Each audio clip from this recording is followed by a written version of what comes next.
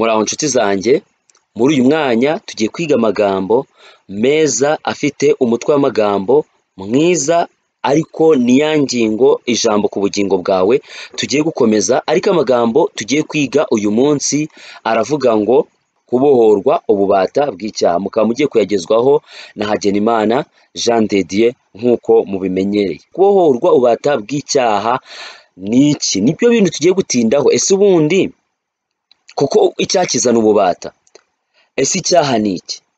Ntekereza ko ibyo ari ibintu musanzwe musobanukiwe kuko twabivuzeho mu zindi ngingo twavuzeho. Iyi ni ingingo ya 9 kandi hari izindi zayibanjirije, aho twabonye yuko icyaha ari ukwica amategeko y'Imana. Icyaha ni ukunyuranya n'umugambi wahishuwe w'Imana, icyo nicyo cyaha. Rero tugiye kwiga amagambo nk'uko muyabonye, kubohorwa ububata bw'icyaha. Ni gute twacika ububata bw'icyaha? Turatangirana amagambo ya Yesu Kristo ari muri Yohana igice cya 8:31 kugeza 34, avuga ngo nuko Yesu abwira abayuda bamwemeye ati, nimuguma mu ijambo ryanjye muzaba abigishwa banjye nyakuri, namwe muzamenya ukuri, kandi ukuri niko kuzababatura. Baramusubiza bati, ko turi urubyaro rwa Aburahamu, akaba ari ntabwo twigeze na hato kuba imbata z'umuntu wese, none uvugiye iki ngo tuzabaturwa? Yesu arabasubiza ati, ni ukuri ndababwira yuko umuntu wese ukora ibyaha ari imbata y'ibyaha. Hano abayuda ubwabo ntibari bazi ko ari mu bubata bw'icyaha, kuko urebeye ku mubiri nta bubata bari barimo, bari abana ba Aburahamu, kandi kuba abana ba Aburahamu byo bisobanuye ko nta bubata barimo. Ukurikije uko Imana yarababwiye, be barabwiwe ko ahubwo abanyamahanga babajemo aribo bashobora kuba imbata, kimwe nk'uko umuyuda ashobora kuba imbata gusa ari uko koko nyine yagizwe imbata, wenda n'indi mpamvu iyo ari yo yose. Ariko bo mu kumva uko Yesu ababwiye, bose bati ntabwo turi imbata, kuko twe dufite umubyeyi yitwa Aburahamu, turi abana ba Aburahamu, nta mpamvu n'imwe rero twakwitwa imbata. Ariko Yesu ubwo bubata sibwo yavugaga, ahubwo yavugaga ubundi bubata bwitwa ububata bw'icyaha, kuko arababwiye ngo arababwira ati, ndagira ngo mbabwire ukuri yuko umuntu wese ukora icyaha aba ari imbata y'icyaha. Iyo ngingo rero Yesu Kristo yavuze hano y'ububata buzanwa n'icyaha, niyo ngingo tugiye gutindaho kandi tuyigeho, kuko natwe turi abantu. Kandi ijambo ry'Imana nk'uko twarigize mu Baroma riravuga ngo kuko bose bakoze ibyaha ntibashyikira ubwiza bw'Imana. Ese byashoboka ko ubwo natwe turi imbata z'icyaha? Nibyo bintu tugiye kureba, kandi reka dukomeze tubyiga. Ntimuzi yuko uwo mwihaye kuba imbata zo kumvira muri imbata z'uwo mwumvira uwo? Imbata z'ibyaha bizana urupfu, cyangwa izo kumvira Imana kuzana gukiranuka? Ariko Imana ishimwe, kuko nubwo mwari imbata z'ibyaha mwumviye ibyo mwigishijwe mubikuye ku mutima, maze mubatuwe ku byaha muhinduka imbata zo gukiranuka. Mwumva icyo Pawulo avuga hano. Pawulo ahamya ko igihe dukora ibyaha tuba turi mu bubata bw'icyaha, kandi ngo tuhinduka imbata z'uwo duhisemo kumvira. Niba duhisemo kumvira umwami Imana, tuba turi imbata ye, kandi niba duhisemo kumvira icyaha, ubwo duhindutse imbata z'icyaha. Nta rujijo hano ruhari. Uko Yesu yabwiye abayuda ati muri imbata z'ibyaha, icyakora ijambo ryanjye ribasha kuba batura, niko na Pawulo yaje avuga ati, niba twiyemeza gukorera icyaha turi imbata z'icyaha, niba twiyemeza gukorera gukiranuka Yesu Kristo, turi imbata ya Yesu Kristo, turi mu mudendezo, nta kibazo gihari. Imigani igice cya 4 ku murongo wa 19 avuga ngo inzira y'abanyabyaha ni nk'umwijima, ntibazi ikibasitaza. Ikibazo gikomeye umunyabyaha afite ni uko atajya amenya yuko n'ubwo bubata aburimo, ni uko atajya amenya yuko ari mu mwijima, ni uko atajya amenya yuko afite n'ikibazo. Niyo mpamvu n'abayuda babwiye Yesu bati, ariko twe turi abana ba Aburahamu, ntabwo turi mu bubata rwose, nta kibazo cy'ububata dufite, aho rwose ntuduhangayikire. Ariko ntibari bagasobanukiwe ko nabo bari mu bubata, kuko nyine niko umutima wa kamere uteye. Dore ijambo ry'Imana ribihishuye, umunyabyaha ntajya amenya ko ari mu nzira mbi, ahubwo aba yumva ari mu mahoro. Nyamara ngo nta nubwo amenya n'ikimusitaza icyo ari cyo. Muri make ni nko kugenda mu mwijima ukisanga usitara ku bintu utazi uko bigize gute, utazi uko bigenze. Yeremiya we arushaho kubisobanura neza avuga ati, umutima w'umuntu urusha ibintu byose kugira gute? Gushukana. Kandi ufite indwara ntiwizeye gukira. Ninde ushobora kuwumenya ukuri? Ese iki si ikibazo gikomeye? ni ukuri pe ntabwo abanyabyaha tujye dusobanukirwa ko dufite ikibazo. Abanyabyaha ntabwo bajya basobanukirwa ko bafite ikibazo, kandi imitima yacu niyo ikomeza kugenda idushukashuka itwereka ko nta kibazo gihari, ko ahubwo tunezerewe, ko bya bindi dukora ahubwo bituzana umudendezo, kandi kumbe dufite ikibazo gikomeye, kugeza ubwo bati umutima w'umuntu urarwaye ntiwiringira gukira. Ninde ushobora kuwusobanura? Ndagira ngo mbabwire ko nta wundi uretse Yesu Kristo. Ibyo turi buze kubigeraho, ariko iki jambo riri kugaragaza nuko umunyabyaha nawe ubwe atamenya yuko afite ikibazo. Umutima ukomeza umushukashuka umwereka ko rwose nta kibazo gihari, kandi rwose gihari.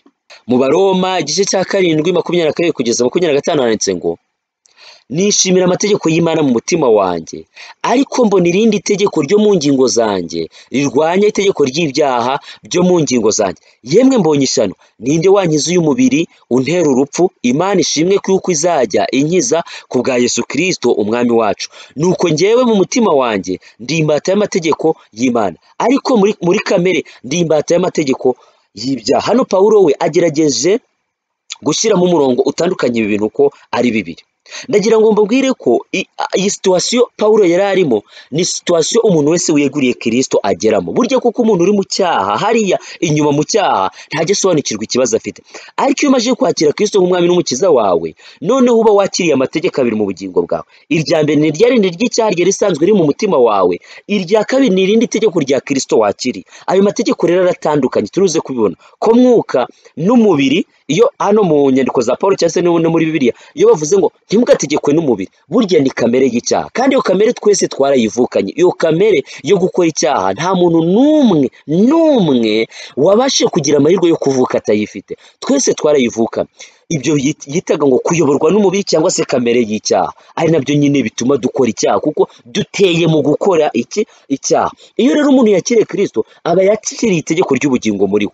Icyo abashobora kuvuga ni ukuvuga nk'uko Paul yavuze ati ahubwo noneho ngushije ishyano, ninde wankiza? Burya nari mfite uyu mubiri untera urupfu ntabizi. Ariko Pawulo yongera amagambo meza ntekereza ko n'undi munyabyaha wese wakiriye Kristo abasha kuvuga. Aravuga ati Imana ishimwe yuko izajya inkiza. Ati mu mutima wanjye ndumva nishimira amategeko y'Imana, ariko nkumva irindi tegeko riri mu bugingo bwanjye rintegeka gukora nabi. Burya iryo tegeko ryari risanzwe rihari, impamvu ataribonaga nuko atari afite umucyo wa Kristo ngo umurikire ibyumba byo mu mutima wamenye ko afite ikibazo. Uko rero niko umunyabyaha ateye no kuva kera. Ese nshuti bavandimwe, mubasha kwemera yuko umunyabyaha aba ari mu bubata bw'icyaha? Ntabwo mbizi niba mubyemera, ariko njye nemera ko burya umunyabyaha utarakira Kristo aba ari mu bubata bw'icyaha, kandi ikibabaje ni uko aba yibwira ko ibyo arimo bibasha kumunezeza, kandi kumbe aba ari ahantu habi hateye isoni n'agahinda. Igihe kimwe nagiye muri stage ahantu, maze nza kuganirira abakozi twari kumwe ahantu, ndababwira nti njya nibaza ku miterere yacu nk'abanyabyaha ikantangaza. Mba ntanze urugero rw'umunywi w'itabi, ndagira bane icya mbere nk'itabi ntirimara inyota. Itabi si ibyo kurya ngo wenda ngo wari ushonje uri kurya. Itabi ni ryo kukwangiza gusa ukarwara ibihaha n'ibindi byose, ariko nyine urinywa abasha kumvamo umunezero w'icyaha kimuryongaryonga, nyine akumva kiramunejeje. Ndagira avuga nti uburyo umuntu ashize mu gaciro yareka itabi kuko ntacyo rimaze. Maze umwe mu bagabo bari aho ugaragara ko akuze araza arambwira ati mwana we icecekera, ati njyewe nabaswe no kunywa itabi. Maze numvise ngize ubwoba, ndavuga ngira n'isoni, ndavuga ashobora kuba atekereje ko ari we navugaga, ko hari nzi ko anywa itabi, kandi sinari mbizi. Ariko arangije akomeza ambwira ati nashatse igihe kinini kureka itabi, ariko byarananiye. Ati ndabizi ko ryangiza ibihaha, ndabizi ko ringirira nabi, ndabizi ko ari bibi cyane, ariko ntabwo mfite imbaraga zatuma ndeka kunywa itabi. Ibyo byatumye nsubiza ibitekerezo inyuma, ndeba nanjye ibyaha byarampinduye imbata. Ndeba ibyaha by'ingeso mbi, ibyaha by'ubusambanyi ukuntu bigira abandi imbata, ibyaha byo kunywa inzoga, kunywa itabi n'ibintu bitagira umumaro, ugasanga byahinduye umuntu imbata yabyo. Ibi bintu nkomeza kubitekerezo, ndeba ukuntu ababyeyi bananirwa kwishyura abana babo amashuri, nyamara bahembwa amafaranga menshi bayamarira mu kabare. Izo ni ingero nyinshi dufite, ugasanga umuntu agiye mu kabare atsinze y'ibihumbi 200, atsinze y'ibihumbi 100, atsinze y'ibihumbi 50. Umwana we nta mwambaro wo kwambara agira, nta pataro, umugore we yirirwa arira, nta mafaranga yo gukoresha mu rugo bafite. Kandi ibyo byose ubikora aba yumva bimushimishije. Ndagira ngo nkubwire ko ibyo ni ububata.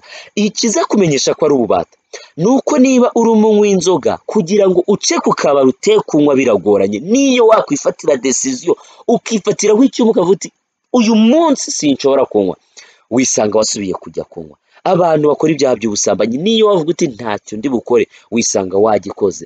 Niyo wavuga ngo mbese biragenda, icyo ni ikimenyetso. Kuba byonyine ujye ufata decision uvuga ngo ndashaka kubireka ariko bikanga, ni ikimenyetso cy'uko ibyo bintu byakugize imbata yabyo. Kandi ntiwishuke ngo wenda ngo urebe kuri bya byaha bikomeye, ubusambanyi, kwica, kuroga n'ibindi. Ajya nkubwire ko icyaha cyose kibasha kukugira imbata: ishyari, kutanyurwa n'ibyo ufite n'ibyo utunze, ubwibone, kubona ari wowe mwiza, ari wowe w'igikundiro, ari wowe abantu bagomba kurangara, ari wowe abantu bagomba kureba, igomwa, kuvuga abandi, ugasanga umuntu ni umunyamagambo yirwa avuga hariya, ugasanga umuntu we ni muremure rwose.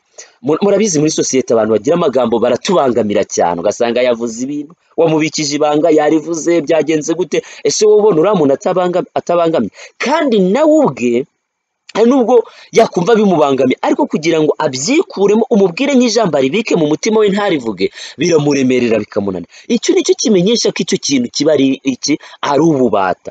Niyo ngingo turi kuvuga aha ngaha, kandi ni nabyo Yesu yabwiye abayuda bamwemeye. Arababwira ati ijambo ryanjye ryonyine niryo rizabasha kubabatura, amagambo yanjye y'ukuri naguma mu bugingo bwanyu muzabaturwa. Ibyo rero nibyo turi kwiga aka kanya, nibyo turi kugenda tubona mu magambo turi kugenda dusoma agiye ageze gute, agiye atandukanye.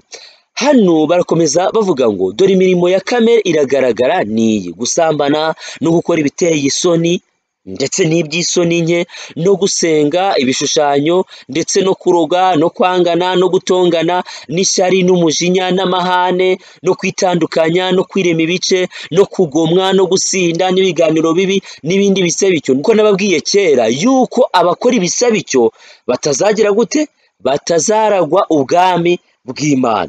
Ijambo ry'Imana riratugaragariza ko nitureka ibi bintu biba biri mu mitima yacu by'imiterere yacu ya kamere, rwose tutazaragwa ubwami bw'Imana. Hari ukwishukashuka rero tugikunda kugira, tukibwira ko inzira turimo ahari zizatuma Imana igira tolerance ikaduha ubugingo buhoraho. Hano mu Migani haranditse ngo hariho inzira umuntu yibwira yuko ari nziza, ariko iherezo ryayo ni inzira z'urupfu. Uko wakwishukashuka ukibwira ko icyaha ukora uko cyaba kikunezeza kose kizazana urupfu, ndetse kizazana kurimbuka. Ikindi ntabwo uzabona ubwami bw'Imana. Njye ntekereza ko iyobokamana ryose cyangwa se ubukristo, reka nivugire ubukristo kuko aribwo tubamo, ari nabwo mbamo, mba ntekereza ko umumaro wabwo nyamukuru ari uko bigomba guhishurira umunyabyaha iyi miterere ye irwanya Imana, kandi ikamuha igisubizo ku ibyo bintu. Ariko biratangaje kubona hafi y'amadini menshi dufite ndetse no mu nsengero tujya gusengeramo, ushobora gusanga bimwe mu bibwirizwa bihatangirwa ari ibibwirizwa bidashobora gukora ku mutima w'umunyabyaha ngo yihane. Ahubwo abantu barashaka kumva ibintu bibanezeza, ibintu bibashimisha, ibintu bitavuga ku bibi bakora, ibintu bitavuga ku manyanga yabo, ibintu bitabereka ngo nimureke iyi nzira mugendere muri. Ahubwo barashaka ko nyine bya bindi bakora bagomba kubikora. Abantu bashaka kuba abasambanyi kandi bakaba baririmbyi, abantu bashaka kuba abarozi kandi bakaba abadiyakoni mu rusengero, abantu bashaka kuba abagome n'abicanyi n'abarozi n'abambuzi n'abandi bose, ariko bakaba abakuru b'amatorero mu rusengero, bakaba baba ba bishop n'abayobozi mu rusengero. Ibyo se bimaze iki? Igikenewe ni icyabasha gukemura ubu burwayi bw'icyaha turwaye.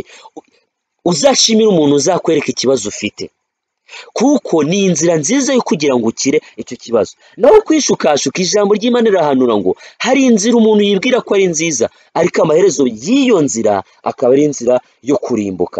Iyobokamana rero ryose ry'ingirakamaro ni iryereka umunyabyaha ikibazo cye, kandi rikamuha umuti ku cyaha cye, ku buryo abasha gukira akabona umudendezo. Kuko iyo umuntu avuye mu bubata abona iki? Umudendezo.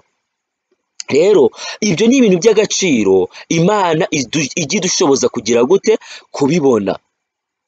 Aya magambo twe tumaze kuyasoma, akurikiyeho navuga ngo umutima wa kamere utera urupfu, ariko umutima w'umwuka uzana ubugingo n'amahoro. Kuko umutima wa kamere ari umwanzi w'Imana, kuko utumvira amategeko y'Imana ndetse ntushobora kuyumvira. Erega burya abari mu bubata abari mu butware bwa kamere ntibashobora kunezeza iki? Imana. Ese amagambo ntakomeye? Abari mu butware bwa kamere ntibashobora kunezeza Imana. None se utekereza ko uzajya mu ijuru kandi ugifite kamere y'icyaha? Ndagira ngo nkubwire ko ibyo bintu bidashoboka. Ntabwo ibyo bintu bishoboka rwose. Ibyo kwibwira yuko uzajya mu ijuru ufite ibyaha, oya, imirimo ya kamere twayibonye ni ukwica amategeko y'Imana. Kandi uko kwica amategeko y'Imana ni imiterere yacu. Ni imiterere yacu. Ndagira ngo mbabwire yuko hari imitima ibiri, kandi imitima umwe turawuvukana, undi tuwuhabwa n'Imana, kandi buze kuba ubwira ubereka ukuntu umutima uboneka. Ariko Imana iraturarikiye ko twagerageza kuguma ku ruhande rw'uyu mutima wa kabiri w'umwuka uzana ubugingo, kuko twamaze kubona ko umutima wa mbere wa kamere y'icyaha utera urupfu. Icyaha cyose waba ukora, ntujye kureba ku byaha bikomeye abantu bakora ibi na biriya, urebe ku byaha byawe, kuko ibyo byaha nagira ngo nkubwire ko biri mu bizatuma urimbuka, biri mu bizatuma ubura ubugingo bugize gute?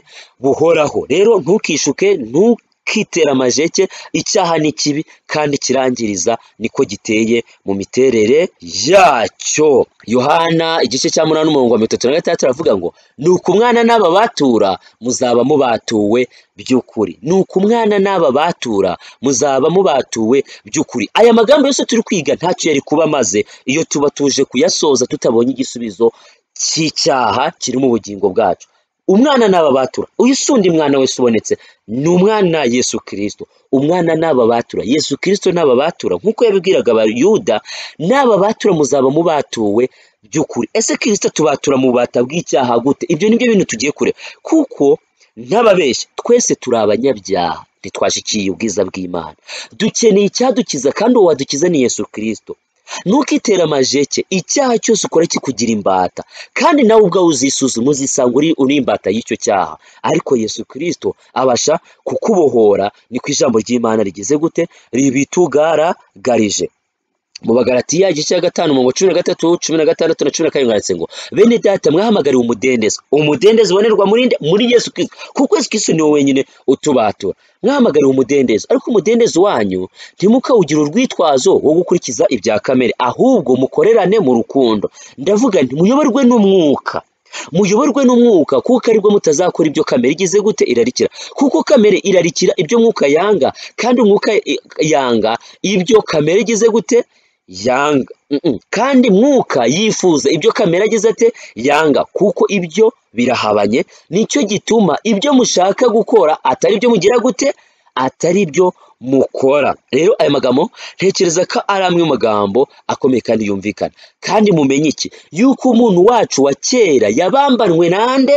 Na Kristo, kugira ngo umubiri w'ibyaha ukurweho, twe kugumya kuba imbata z'iki? Z'ibyaha. Nk'uko nabibabwiye, iyobokamana rizima rishingiye yuko ibyaha bicika, rishingiye yuko tubohorwa ububata bw'icyaha. Umuntu akaba atakiri umunyagasuzuguro, akaba atari umunyeshari, umwibone, umunyegomwa, umusambanyi, umurozi n'ibindi byaha byose. Nk'uko ntabwo ibyaha byose bikorerwa hano mu isi nabasha kubirondora. Uku niko kubohorwa kuzima kubasha kuboneka, kandi iyo umuntu amaze kukubona aranezerwa. Noneho ntimukimike ibyaha mu mibiri yanyu izapfa, ngo mwumvire ibyo irarikira, kandi ntimuhe ibyaha ingingo zanyu kuba intwaro zo gukiranirwa, ahubwo mwitange, mwihe Imana nk'abazuke, n'ingingo zanyu muzihe Imana kuba intwaro zo gukiranuka. Urumva ko Imana irimo iraturarikira kuva muri ya kamere twavukanye tugana muri kamere yo gukiranuka. Nubwo ari ibidukorera, ariko turasabwa kubihitamo, tukemera no kubigenderamo. Iyobokamana ryose rizima ni rizadushoboza gufata icyemezo cyo gukiranuka. Ndagira ngo mbabwire ko iyo Kristo ahamagarira abantu kumusanga, burya abahamagariye kuza ngo bapfe, bitari urupfu rwo ku mubiri, ahubwo ni urupfu rwo gupfa ku byaha. Niba hari ingingo ivugwaho cyane muri Bibiliya ni iyi ngingo, ariko niba hari ingingo yirengagizwa cyane n'abantu benshi muri iki gihe bibwira ko ari abakristo, ni iyi ngingo nanone, kuko abantu badashaka kureka ibyaha byabo, barashaka ubukristo bufatanya n'ibyaha byabo. Muri make barashaka gukirizwa mu byaha byabo, ntabwo bashaka kureka ibyaha byabo. Ariko ijambo rirasobanutse nako Bibiliya irasobanutse kuri iri jambo ko tugomba kureka ibyaha byacu bya kera tukakira gukiranuka kw'iteka ryose. Muri make rero iyo Kristo aduhamagaye aduhamagarira kugira ngo dupfe kuri kamere y'icyaha tujye mu gukiranuka tuzukire ubugingo bushya. Nibyo bigereranwa n'umubatizo, nibyo Yesu Kristo yabwiye Nikodemo, arabwira ugomba kuvuka bundi bushya. Uko wabyawe bwa mbere bifite ikibazo kuko wavukanye kamere y'icyaha, ugomba kongera kuvuka bundi bushya ugahabwa undi mutima ugomba kuza ugahangana na ya kamere y'icyaha kugera igihe ya kamere y'icyaha igomba gutsindwa ikaba itagifite ubushobozi bwo kugukoresha ibyo ishaka. Ibi rero ni ibintu biboneka ahantu henshi hagiye hatandukanye muri Bibiliya, kandi ni ibintu nshaka kugira ngo abantu mwese mujye muha agaciro mu mibereho yanyu. Reba Pawulo mu mibereho ye ari hano ku isi yabashije kuba umuhamya w'iyo mbaraga ikiza, kandi nifuza ko nawe waba umuhamya w'iyo mbaraga ikiza, kuko nanjye ndi umuhamya w'iyo mbaraga ikiza. Aho yavuze ngo nabambanywe na Kristo, ya konsepti yo gupfa, ya konsepti yo kuvuka bundi bushya, ya konsepti yo kwemera kamere yacu igapfa tukazukira ubugingo buhoraho. Dore ngiyi iravuga ngo nabambanywe na Kristo ariko ndiho, nyamara si njye uriho ahubwo ni Kristo uriho muri njye. Iyo umuntu amaze kwemera gupfa ku byaha akemera umuhamagaro wa Yesu Kristo umurarikira kwemera gupfa ku byaha, akemera kwitandukanya na kamere y'icyaha, ababasha kwakira umutima mushya ubonerwa muri Yesu Kristo, kandi ababasha kuvuga nk'aya magambo ya Pawulo akavuga ati ndiho ariko si njye uriho ahubwo ni Kristo uriho muri njye. Ngo arakomeza avuga ngo ibyo nkora nkiriho muri uyu mubiri. Hano ntabwo avuze ngo ahise ajya mu ijuru, oya, avuze ko abikoze akiri hano mu isi, akiri muri uyu mubiri. Aravuze ngo mbikoreshwa no kwizera umwana w'Imana wankunze akanyitangira. Hari abantu benshi bavuga ko bakiriye Kristo ariko baracyari abasambanyi, baracyaranywa inzoga, baracyabarozi, baracyaranywa ibitabi, baracyareba filimi z'ubusambanyi, barikinisha, bakora ibyaha by'ubusambanyi by'uburyo n'ibindi byaha bigiye bitandukanye. Ariko ku rundi ruhande mwaganira akakubwira ko ari umukristo, ngaho indirimbo rwose z'abakristo nizacuranga n'ibindi byose nk'ikimenyetso cy'uko aziranye na Kristo, nyamara aracyari imbata y'icyaha. Ese nshuti muvandimwe, ibyo ngibyo mu by'ukuri bikumariye iki? Mu gihe ukiri imbata y'ibyaha, mu gihe ukiri muri bwa bubata, bikumariye iki? Kugaragara nk'urimo umudendezo ariko nanone uri imbata, ibyo bimaze iki? Hakenewe imbaraga yakubatura mu ibyo bintu, kuko niko gakiza. Ibyo kwiratana amahirwe yo kuba muri Kristo, nyamara nanone ayo mahirwe ntacyo amariye umutima wawe, ibyo se bimaze iki? Hakenewe impinduka iza mu bugingo bwawe ukabona gukiranuka kw'iteka ryose. Pawulo arimo muri ubu buzima yabashije guhamya ko iyo mbaraga yamugezeho, kandi nanjye ubabwiriza iyo mbaraga rwose yangezeho. Wenda nshobora kuba ntarakiranuka 100% ngo nkore ibyo Imana ishaka 100%, kuko ibi ngibi byose ni urugamba. Pawulo aravuga nawe, kandi Pawulo nawe avuga ko yahoraga apfa buri munsi, natwe duhora dupfa buri munsi. Ni urupfu rwa buri munsi, aho ugenda wisuzuma ukibonaho inenge, ukinginga Yesu Kristo kukuyobora no kugufasha. Ariko nagira ngo mbabwire yuko tugomba gukira icyaha, tugomba gukira ubu burwayi bw'icyaha. Kandi nubwo Yeremiya yavuze ko umutima urarwaye kandi ntiwizera gukira, uwo muti ubasha kubonerwa muri Yesu Kristo, kuko ijambo ry'Imana ryavuze ngo uwo mwana n'ababatura muzaba mubatuwe by'ukuri. Niyo mpamvu irarika ryose rirarikira umunyabyaha gusanga Kristo, ni irarika ryiza. Nibyo bita ubutumwa bwiza, aho Pawulo yavuze ngo ntibunkoze isoni. Ubu butumwa rwose ntabwo bukojeje isoni, kuko ni ubutumwa bwo kubatura abantu. Yesu Kristo yaje hano mu isi aravuga ati umwuka w'Iteka ari muri njye, kuko yantumye kubohora imbohe. Ntabwo ari imbohe ziri muri gereza, oya, ni ababohewe muri iyi si no muri kamere yabo y'icyaha. Imana irashaka kubabohora, kubwira abari mu nzu z'imbohe ko babohowe, ko bahawe umudendezo, ko noneho bagomba kugenda bishimana umudendezo y'uko babohowe. Nifuza ko wabohorwa ukabona ubugingo buhoraho butangwa n'Imana, mbigusabiye mu izina rya Yesu, amen.